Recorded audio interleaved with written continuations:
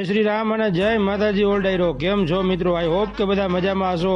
આજે સવારે નાહી ધોઈને કમ્પ્લીટ થઈને નીકળી ગયા 9 વાગે ગામમાં જવા માટે.